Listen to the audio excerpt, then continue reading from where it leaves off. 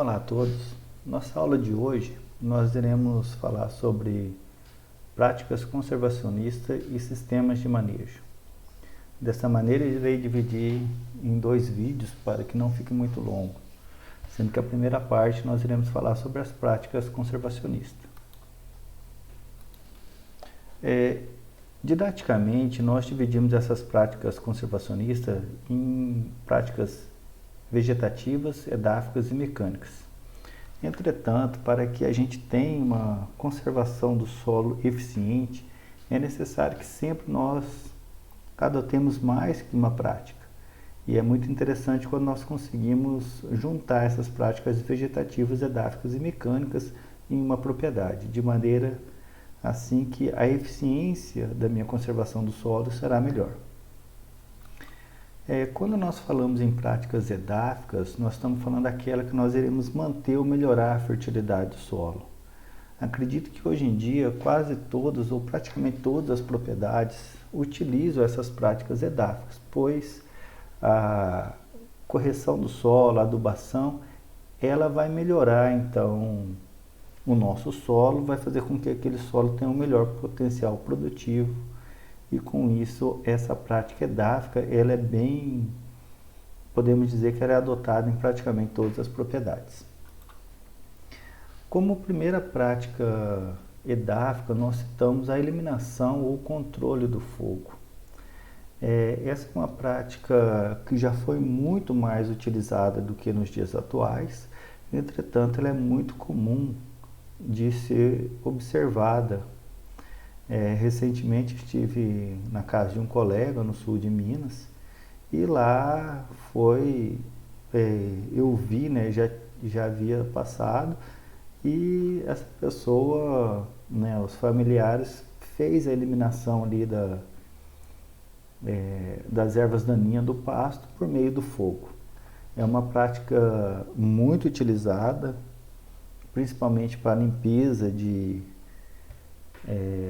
pasto, né? Reforma de pasto. Muitas vezes fala-se que o uso do fogo seria uma prática para reforma de pasto, que não deve ser utilizado, mas a prática do fogo é muito comum. Outras regiões do país talvez utilizem muito ainda. Já morei no estado do Tocantins e a prática do fogo no Tocantins era muito utilizada para evitar maiores incêndios. Dessa maneira fazia-se um fogo controlado na beira, na borda das principais vias de acesso, essas vias de acesso tanto em asfalto ou não, de maneira que evitasse ali um fogo maior. São práticas então comuns que infelizmente ainda é utilizado no meio rural, e essa prática ela acaba com a cobertura vegetal, ela acaba com a matéria orgânica, deixando esse solo mais exposto ao processo erosivo. Aqui nós temos uma imagem mostrando um fogo controlado, aqui uma brigada de incêndio, observando para que esse fogo controlado que não se estenda a muito mais do que 20, 30 metros da borda dessa estrada. Uma outra prática utilizada seria a adubação orgânica, ou seja, os restos culturais, os resíduos vegetais e animais, ele pode ser utilizado como uma forma de adubação orgânica. Sabemos que a matéria orgânica aí tem cerca de 58% de carbono e 5% de nitrogênio. Dessa maneira, fósforo também tem uma porcentagem. Dessa maneira, esses restos vegetais culturais podem ser utilizados como uma forma de adubação, melhoria do nosso solo. Aqui um exemplo de uma compostagem. Aqui uma compostagem, estamos agregando aqui, nós podemos enriquecer essa compostagem para que depois nós possamos aplicar. E aqui é uma aplicação de vinhaça numa área agrícola. E essa vinhaça, ela tem o objetivo principal de fornecer potássio. Sabemos que no processo da industrialização ou da fabricação de álcool ou de açúcar dentro de uma empresa que faz o processamento da cana, há uma grande quantidade de resíduo líquido, que nós chamamos de vinhaça, e ela é altamente rica em potássio. De maneira que nós voltamos com esse potássio para a agricultura. Aqui uma outra foto ilustrando uma compostagem. E a adubação verde também seria uma forma de nós melhorarmos o nosso solo. A adubação verde, ela consiste em você estar utilizando plantas, e essas plantas aqui, principalmente aquelas leguminosas que podem fazer a FBN, a fixação biológica de nitrogênio, mas também plantas que têm sistemas radiculares mais profundos, onde você possa recuperar alguns nutrientes que estão em camadas mais abaixo, promovendo então a ciclagem desse nutriente. Quando essa planta for dessecada, quando essa planta for triturada e ela se tornar, vamos dizer assim, um adubo verde, né, ela seria ali um adubo orgânico, ela vai devolver esses nutrientes ao solo numa camada onde as culturas que nós utilizamos para as culturas agrícolas, vamos dizer assim, que têm sistemas radiculares mais superficiais, possam reaproveitar novamente esses nutrientes. Aqui um exemplo de planta de cobertura, que é uma plantação com, me fugiu o nome agora, oh meu Deus, bom, daqui a pouco eu lembro, crotalária. Então essa crotalária está crescendo, a crotalária ela tem a capacidade de fixação de nitrogênio, então vai fornecer nitrogênio aqui para a próxima cultura. Aqui vocês podem ter ideia do tamanho que essa crotalária chega, e depois você pode triturar ela, ou pode simplesmente quebrar essa crotalária para que ela fique aqui se decompondo e liberando esses nutrientes. Quando a gente toma, a gente quebra o caule dela, de maneira que essa planta vai começar a se decompor. Outros adubos verdes aqui podendo ser utilizados em consórcio, aveia, ervilha, nabo forrageiro. Aqui uma outra ilustração mostrando milho verde com mucuna. Aqui dentro num estaleiro de tomate, utilizando aveia, ervilha, nabo forrageiro. Então nós podemos ver que há uma grande diversidade de culturas que podem ser utilizadas como adubo verde. E aqui nós temos um catálogo onde tem várias dessas espécies. Aqui tem as características dessas espécies: aveia preta, azevém, calopogone, crotalária. E essas espécies, além de ter diferentes épocas de plantio, pode ter espécies de inverno, espécies de verão, pode ter aquelas que auxiliam na reestruturação física do solo, aquelas que fazem fixação de biológico de nitrogênio. Dessa maneira nós temos que ver para a nossa região quais são as espécies indicadas, quais são as mais que são utilizadas ali, que tem um potencial produtivo, e qual é também a nossa intenção com esse adubo verde. É somente fornecer nutrientes? Eu quero também ajudar na reestruturação física desse solo. Outros aqui, a mucuna preta, nabo forrageiro, soja perene, tremoço, ervilha forrageira, ervilhaca, feijão de porco. Aqui, nós, o Grupo do Marx, tem um trabalho muito grande utilizando feijão de porco como planta de cobertura, avaliando qual a eficiência dessa cultura. O girassol, o gandu, labilab, leucena, mucuna anã. Então tem várias espécies que nós podemos utilizar. E por fim, uma adubação química, que seria a correção por meio de solo, por meio de utilização de calagem ou fertilizantes. A calagem está aí para reduzir a acidez do solo, fornecer cálcio e magnésio, e outros nutrientes podendo ser fornecidos via adubação. O Brasil tem uma grande quantidade de latossolos. Esse aqui é um mapa que mostra os latossolos no Brasil.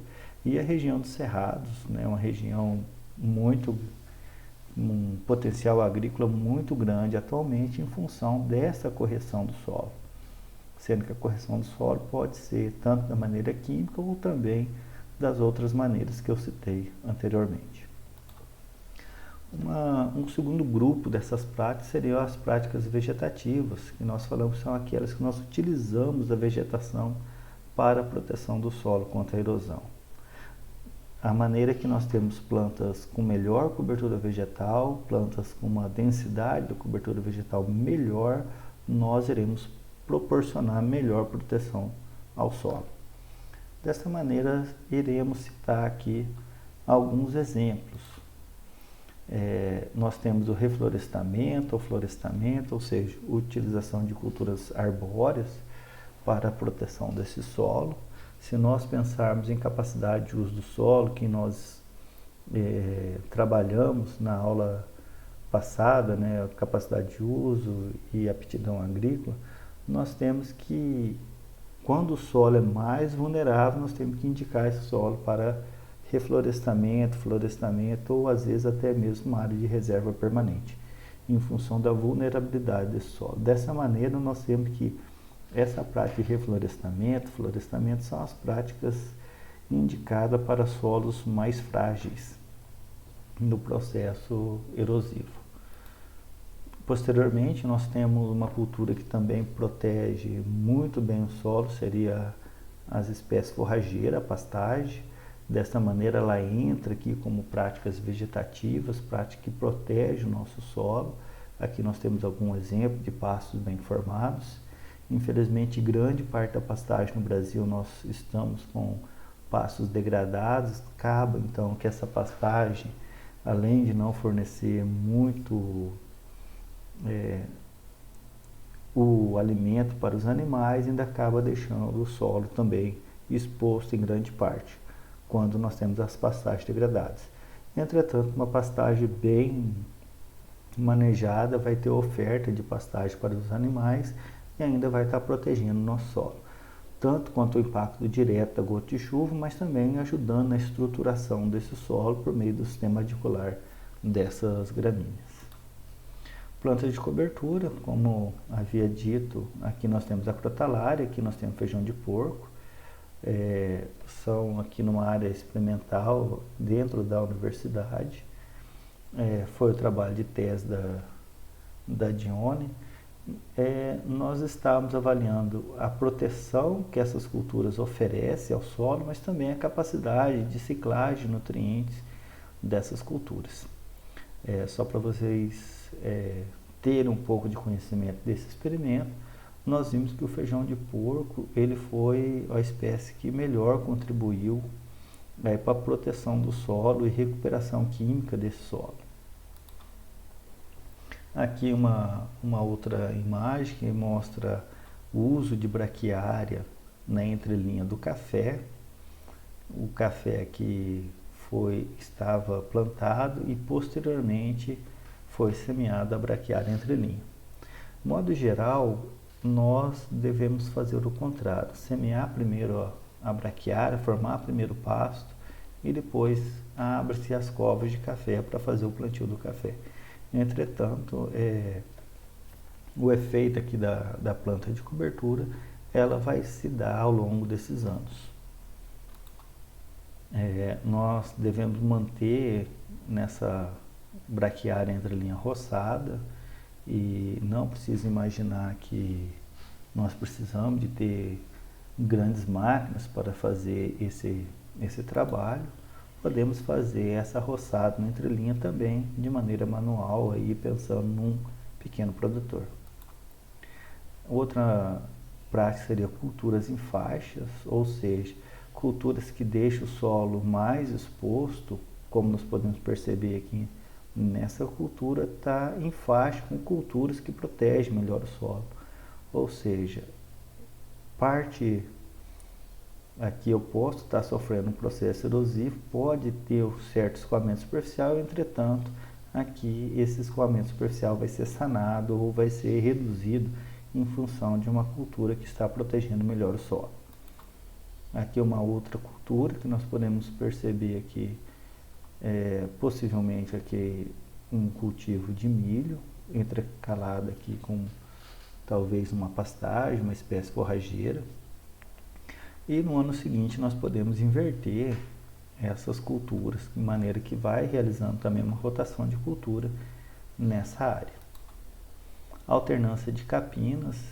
Anteriormente, alguns anos, era preconizado que a entrelinha do café ela tinha que ser mantida sempre limpa, sempre quanto menos mato melhor, mas então uma prática indicada seria a alternância de capim. Nós temos aqui uma rua com a vegetação e uma rua aqui sem a vegetação. E podemos perceber aqui uma grande quantidade de massa, que pode ser aqui restos culturais, mas também tem hora que parece aqui que pode ser um sistema radicular exposto, indicando aqui uma erosão laminar. Podemos perceber nessa área aqui uma área bem lavada, mostrando aí que está havendo um processo de erosão, principalmente uma erosão laminar nesta área aqui. E o que nós indicamos seria o quê? Manter a cobertura morta. Mesmo que houve já a retirada da cultura, que no caso foi a cultura do trigo, nós mantemos essa palhada aqui e, se for possível, realizar um plantio direto sobre essa palhada. De maneira, então, que nós teremos essa cobertura protegendo o solo contra o escoamento superficial, contra o impacto direto da gota de chuva. Faixa de bordadura seria aqui, ele pode estar associado com um terraço vegetado, mas também eu ter aqui uma faixa de bordadura onde vai reduzir aqui o processo de escoamento superficial, o processo de transporte de sedimentos. Quebra-ventos seria uma outra maneira de ser uma prática vegetativa utilizada.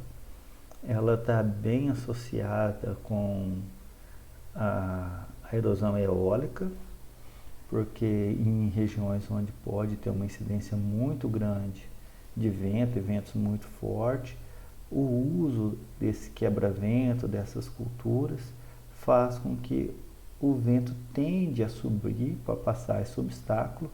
E aqui nós temos que como que esse vento vai voltar, ou a velocidade dele vai voltar na superfície do solo. Cerca de 4 vezes a altura dessa planta aqui, antes de chegar, o vento começa a subir e depois aquilo começa a retornar. Nós podemos perceber que 50%, 70% volta entre aproximadamente 12 metros.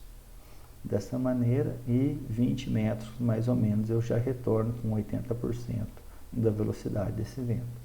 Dessa maneira nós utilizamos isso aqui para dimensionar os nossos rankings aqui de cultura, pensando na redução da velocidade desse vento, a redução da erosão eólica. O vento também muito forte na superfície, ele ajuda no processo de evapotranspiração, ele pode deixar esse solo aqui mais seco, em função da evapotranspiração do solo. Aqui nós podemos ver uma lavoura, uma área onde a utilização dessas culturas ou desses quebra-vento é muito comum para evitar aí tombamento da cultura principal sendo utilizada. E por fim, o terceiro grupo seria as práticas mecânicas, aquelas que a gente tem que recorrer às estruturas artificiais.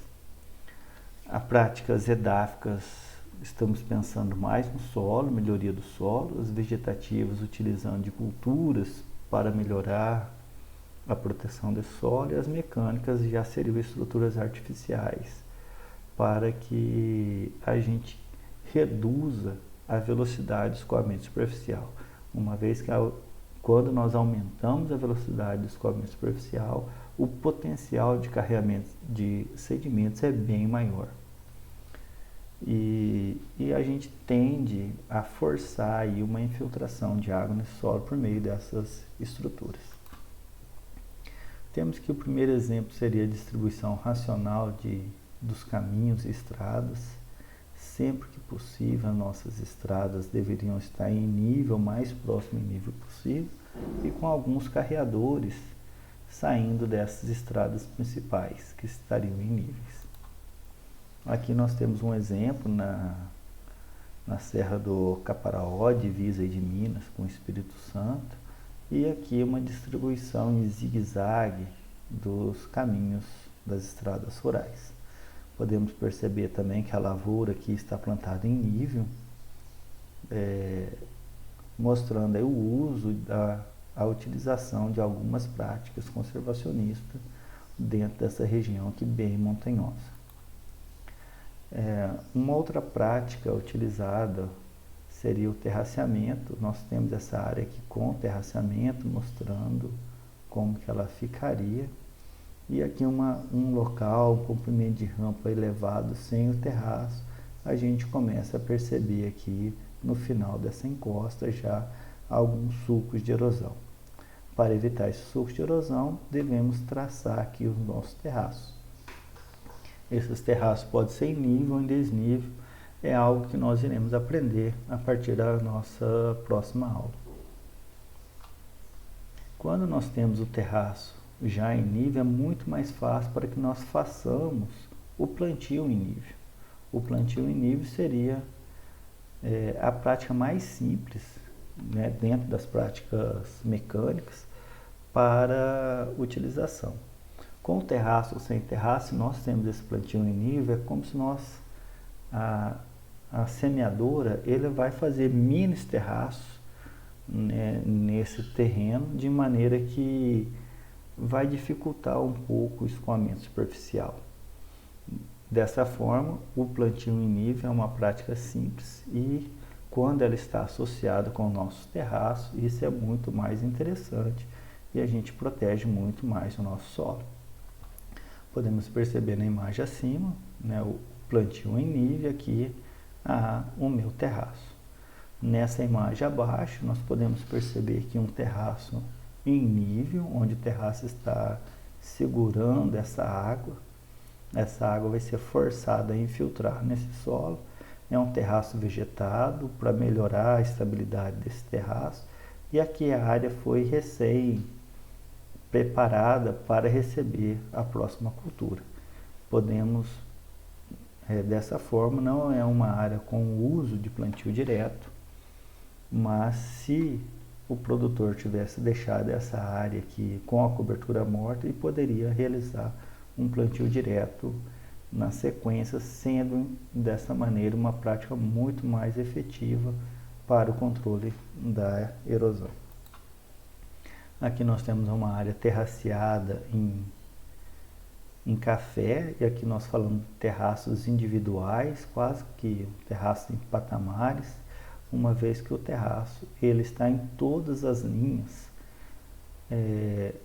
do plantio do café. Aqui uma imagem café um pouco mais desenvolvido. Podemos perceber que nós temos aqui em nível a área do carreador, e essa área do carreador em nível facilita também uma colheita mecanizada nessas áreas. E quando nós temos um terraço em desnível, a gente vai drenar esse excesso de água, e esse excesso de água ele vai chegar num canal que nós chamamos canal escoadouro. Tem um terraço aqui em cima, esse terraço vai jogar o excesso de água nesse canal escoadouro. Esse canal escoadouro vai levar essa água para as partes mais baixas do terreno.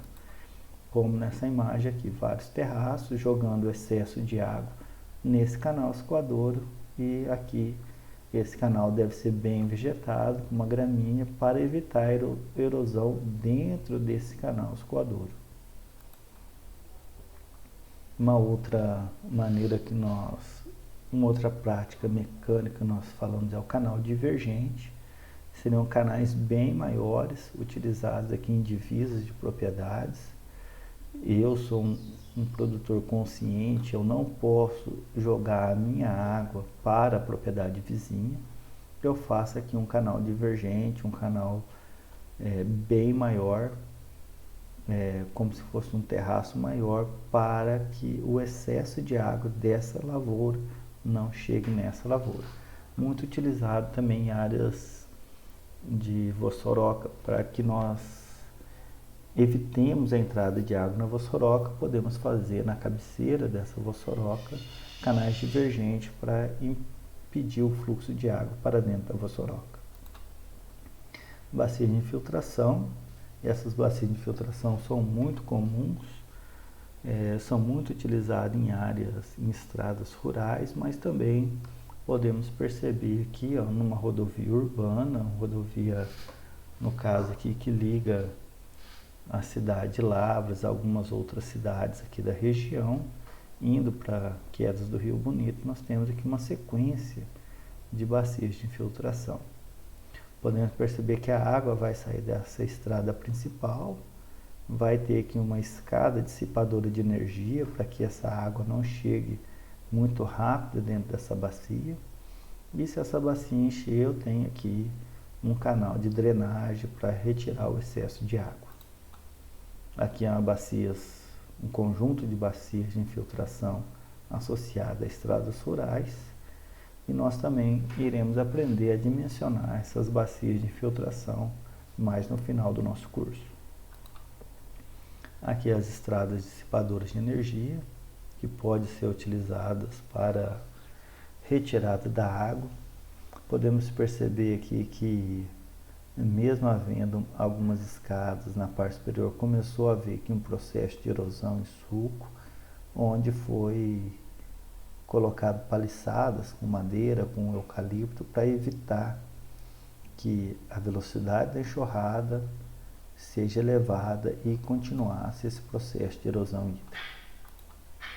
Aqui outras imagens com dissipadores de energia da forma de escada. Aqui uma escada de alvenaria, aqui uma escada em terra. Temos que pensar que quando nós fazemos essa escada de alvenaria e o solo abaixo não é um solo muito estável, essa escada aqui ela pode quebrar, ela pode trincar em função da movimentação do solo abaixo dessa escada. E aqui nós temos um processo mais extremo, né, que seria o processo de uma vossoroca já ativa. Podemos perceber aqui o horizonte A mais B, um horizonte mais avermelhado, e um horizonte mais rosado, um horizonte mais claro, seria o nosso horizonte C. E esse horizonte C ele é muito instável. Quando há um processo de chuva, essa chuva ela começa a ter uma erosão muito maior nesse horizonte C, e o horizonte A e B começa a cair por tombamento aqui, movimentação de massa, e essa vossoroca tende a aumentar. Dessa maneira, vou só citar para vocês aqui como que nós devemos fazer para estabilizar essa vossoroca, ou como seria uma das formas para minimizar esse extremo aqui do nosso processo de erosão. Antes eu gostaria de comentar que a região de Lavras é uma região muito vulnerável a esse processo de erosão. E um trabalho realizado aqui por um colega no departamento, fez mestrado, Vinícius Ferreira, ele mostrou que as principais causas da origem da vossoroca no município de Nazareno, que é um município próximo a Lavras, foram em virtude das estradas antigas, mineração e valos para separação de propriedades. Podemos perceber que há combinação de mais de uma forma para formar um processo de erosão. Aqui nós temos uma estrada rural, onde o processo aqui de escoamento superficial começou a chegar num nível onde começa a formar aqui uma pequena vossoroca. Aqui seria a estrada rural. Como eu disse, uma das primeiras práticas seria que a gente deveria fazer o manejo, a distribuição racional dos caminhos. Aqui está uma estrada quase que morro abaixo, favorecendo o processo de escoamento superficial e o início aqui de uma erosão em sulco para uma erosão em vossoroca. Aqui nós temos uma vossoroca, ela já está bem vegetada, bem estabilizada. Aqui ainda tem água. Como que essa vossoroca se deu? Como que foi a origem dessa vossoroca? Aqui nós temos um valo, está de divisão de propriedade rural. Aqui nós podemos perceber esse valo, hoje ele já está um pouco mais soterrado, mas se nós acompanharmos nesse ponto aqui, esse valo já tem mais de 1 metro de profundidade e posteriormente nós chegamos aqui nessa vossoroca. Aqui é a parte mais acima da vossoroca, ainda tem parte de solo exposto, mas é uma vossoroca que tende a uma estabilização. Como que nós iremos fazer a estabilização das vossorocas? Nós iremos utilizar essas práticas mecânicas, edáficas e vegetativas. Da mesma maneira, entretanto, vai ser uma intensidade um pouco maior. Aqui eu só vou colocar alguns exemplos.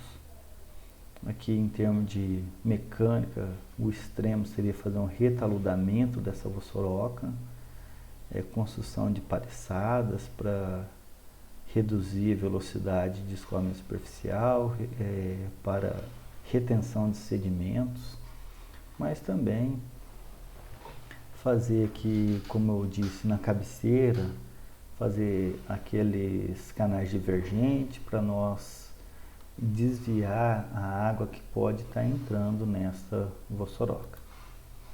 Podemos fazer revegetação dessa vossoroca, aqui tem vários, vocês conseguem perceber aqui os locais onde foram abertas covas para colocação de mudas nessa vossoroca, para que nós começamos a revegetar essa vossoroca e colocar uma proteção vegetal sobre esse talude. Aqui nós podemos utilizar sacos de areia para contenção desse talude, aqui hidrossemeadura, novamente as paliçadas, podemos utilizar também gabiões, seria estruturas de pedras, né, que nós podemos colocar para melhorar a sustentabilidade dessa área. Aqui áreas com paliçadas feitas de eucalipto, um local onde já está bem vegetado. Aqui algumas estruturas de alvenaria, aqui novamente, para reduzir a velocidade de escoamento superficial que pode estar nessa parte mais abaixo. Cercar a vossoroca é muito interessante para que animais evitem de entrar aqui e causar uma nova desestabilização dessa vossoroca. O uso aqui de gabiões, essas estruturas aqui são tipo uns sacos cheios de pedra para contenção desse talude. E aqui nós temos uma foto do município de Nazareno, onde aqui era uma grande vossoroca. Aqui ainda a gente consegue perceber essa vossoroca aqui, ela, se eu não me engano, ela está próxima aí de uns 10 hectares, se nós analisarmos toda a área dela, mas hoje ela está num processo de estabilização, já está bem vegetada. Que nós tínhamos para essa aula de hoje, em termos de práticas mecânicas, edáficas e vegetativas, é o que eu apresentei, e qualquer dúvida nós podemos conversar na nossa aula. Muito obrigado a todos.